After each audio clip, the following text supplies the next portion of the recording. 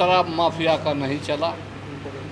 और इतना ही नहीं, जो भी शराब माफिया शराब की धंधा करते या तो डर से सहम गए हैं और इसका प्लानिंग तैयार कर रहे हैं, उसके बाद शराब माफिया के बीच में हड़कंप मच जाएगा।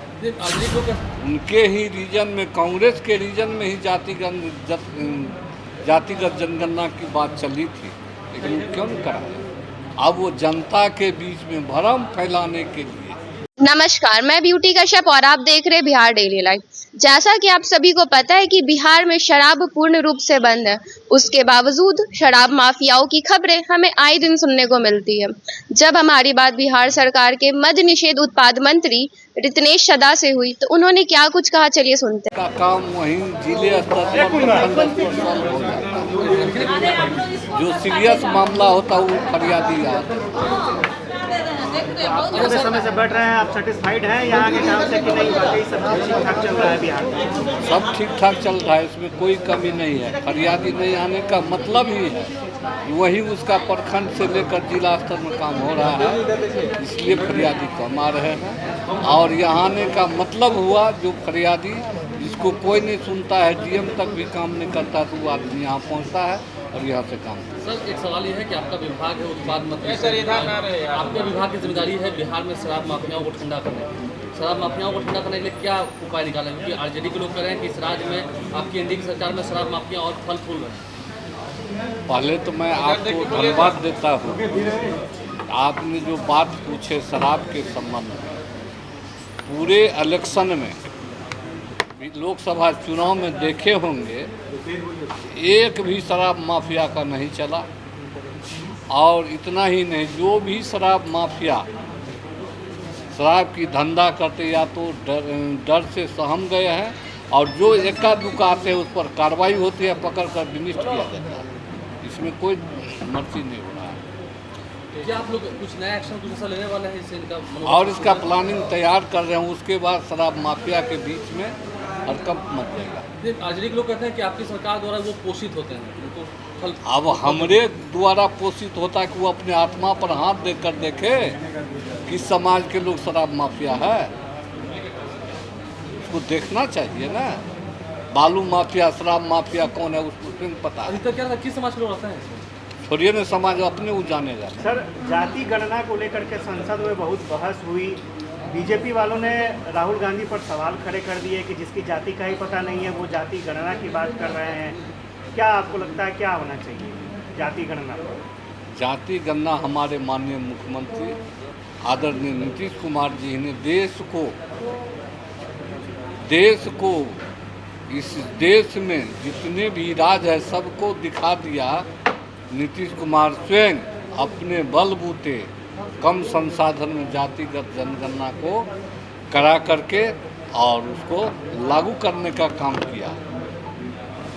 और संसद में जो बहस चल रहा है, राहुल गांधी जातिगत जनगणना की बात कर रहे हैं, उनके ही समय में, उनके ही रीजन में, कांग्रेस के रीजन में ही जातिगत जनगणना की बात चली थी, लेकिन वो क्यों नहीं कराया? अब वो जनता के बीच में भ्रम फैलाने के लिए अपना मुद्दा बना रहे हैं। लेकिन देश की जनता, बिहार की जनता समझ चुकी है राजीव गांधी से कुछ, राहुल गांधी से कुछ होने वाला नहीं है। जो करेगा बिहार के नीतीश कुमार और देश के प्रधानमंत्री नरेंद्र मोदी करेगा। राहुल गांधी तो बोलते हैं कि एक महत्वपूर्ण सवाल है, सुप्रीम कोर्ट का अभी फैसला आया है कि अनुसूचित जाति जनजाति के आरक्षण में उनको वर्गीकरण राज्य सरकार कर सकती है। मतलब अगर राज्य सरकार चाहे तो उसको वर्ग में बांट करके आरक्षण दे सकती है। कैसे देखते हैं? अब तो सुप्रीम कोर्ट का आदेश है और यहाँ सरकार अपना देखेगी उसको। अभी हम देखने लायक तो है नहीं, सरकार देखेगी उसको। सुप्रीम कोर्ट का जो वर्गीकरण करने का आदेश है उसको सरकार देखेगी। सर, एक और राहुल गांधी बोल रहे हैं कि देश में डर का माहौल है। राहुल गांधी को डर लगता है देश में। पहले मेरी बात को सुनिए, बहुत अच्छा क्वेश्चन किया। निडर भया था कौन? भक्त प्रहलाद, जो पिता से लड़के और भक्त शक्ति हासिल किया।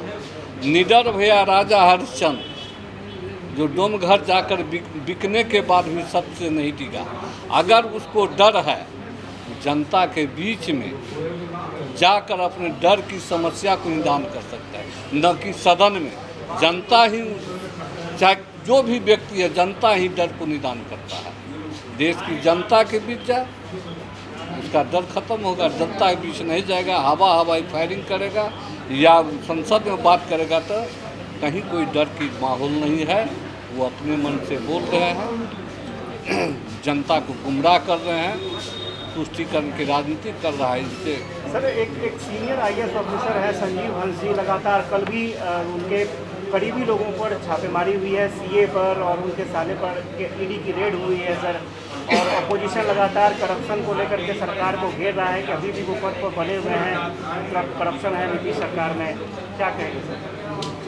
देखिए, जो भी भ्रष्टाचारी है, चाहे हम भी रहेंगे, चाहे कोई भी हो, बख्शे नहीं जाएंगे। उसके नज़दीकी पर रिश्तेदार पर भी पड़ा है, CA था। ढेर सारे बेनामी संपत्ति का कागजात मिला है, ढेर सारे अकुत संपत्ति मिला है जो उसके आय से बहुत 50 गुना अधिक है। तो जो जैसा कर्म किया उसका वो सफल है।